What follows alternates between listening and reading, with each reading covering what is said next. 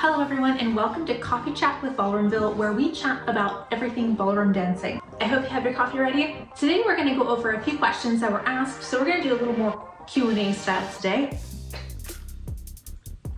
So the first question is, do you make your own costumes?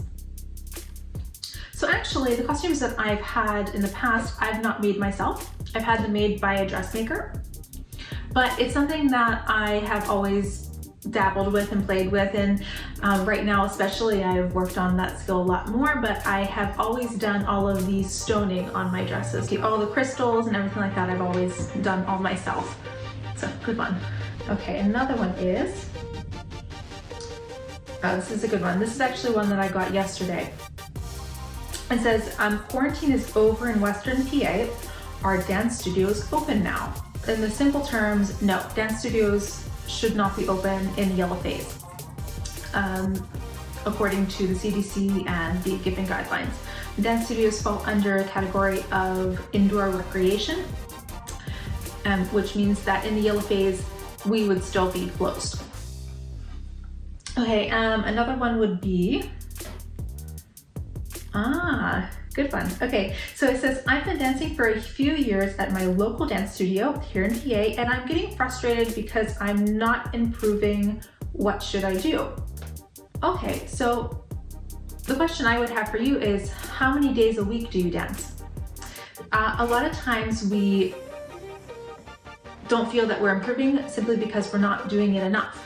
And sometimes I know it can be a little frustrating when we go to the lesson and then it seems like the last lesson that we had is the lesson that we're having right now. We feel like we're learning the same things over and over. That could have something to do with it. If you're dancing only once a week and you feel you're not improving your practice schedule, make sure that you're getting practice in between your lessons. If you're not practicing in between your lessons, then that requires you to be in your lessons more often. But of course, I would encourage you to practice in between those appointments as well. What are the qualifications of your instructor? Because some schools and some teachers are really great personalities for getting people started, but unfortunately have a very limited range of knowledge when it comes to improving a student for a long period of time. So that might be something to look at as well. And also talk to your instructor. Let them know how you're feeling. You think that you're not improving and you're getting frustrated a little bit. They may also have some insight for you as well. Okay, so the next question is, how long should I take dance lessons before I enter a competition? The great thing about competitions at any level is that it's a great way to measure your progress over a period of time. And they also have categories for everything from newbies, from very, very beginners, through intermediate, advanced, amateur, and then into professional. And it also depends on your division. If you're doing this with an amateur partner, of course you want to give yourself enough time to get your routines ready and make them look as polished as you can. But the one thing I would say about that is don't stretch it out too long, because you'll never feel 100% ready.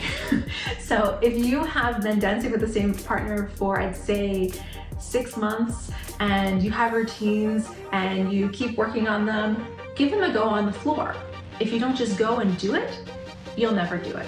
Give yourself room for improvement, and the only way that you can do that is if you actually get out there and go to the competition and dance with everyone else, and then you can go from there. Now, if you're dancing with an instructor, you can get onto the floor much more quickly. Even if you're a brand new dancer, brand new student, I'd say make it your goal in the beginning.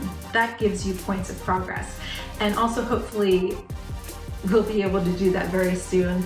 Hopefully this will all be done and over. Thank you so much for joining me today for Coffee Chat with BallroomVille. If you haven't done so already, make sure you like this video, subscribe to our channel, and click the notification bell so you know when the next video is uploaded, and we'll see you next time.